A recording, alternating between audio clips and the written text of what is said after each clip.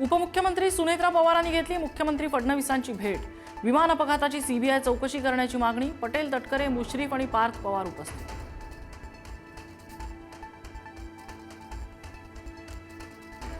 अजितदादांच्या विमान अपघात प्रकरणी रोहित पवारांची उद्या पत्रकार परिषद। अपघाताबाबत सर्व डिटेल्स मांडणार। राजकारणापासून ब्लॅक बॉक्स सुरक्षित नाही, रोहित पवारांचा आरोप। अजितदादांच्या विमान अपघात प्रकरणात मोठी अपडेट। दादांच्या विमानात होते 2 स्वतंत्र फ्लाईट रेकॉर्डर। आगीत जळल्यानं रेकॉर्डरचं नुकसान, मात्र रेकॉर्डरमधल्या संभाषणाचा डेटा मिळवण्यात यश। वर्षभर तरी राष्ट्रवादीचं विलीनीकरण होणार नसल्याची माहिती। कौटुंबिक मतभेद असल्यानं आमदारांना समजून घेण्याचं सुनेत्रा आणि पार्थ पवारांचं आवाहन।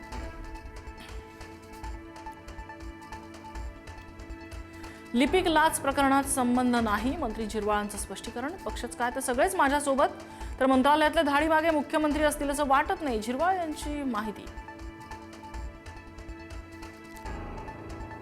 स्टँडअप कॉमेडियन कुणाल कामरानं विधान भवनात सुनावणीसाठी लावली हजेरी। संविधानाचा फोटो असलेला टी शर्ट घालून कामरा विधान भवनात।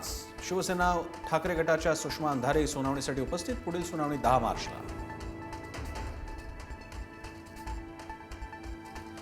टिपू सुलतान आणि शिवरायांवरील विधानावरून हर्षवर्धन सपकाळ यांची अखेर दिलगिरी।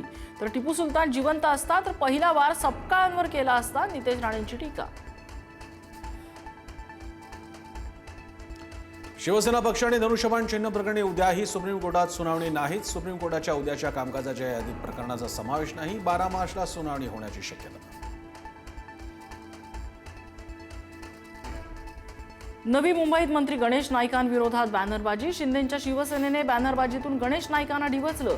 स्मृतीभ्रंश झालेला स्वयंघोषित शिल्पकार, अशा आशयाचे बॅनर्स।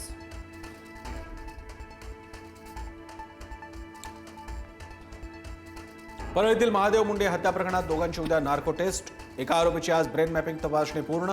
नार्को टेस्टमध्ये आलेल्या अहवालानंतर ठोस कारवाई होणार। नवी मुंबईतल्या तळोजामध्ये कचरा टाकण्याच्या वादातून तिघांना मारहाण। 20 जणांच्या टोळक्याकडून काठी, पट्टा आणि खुर्च्या फेकून मारतानाचा व्हिडिओ समोर। चौघांवर गुन्हा दाखल।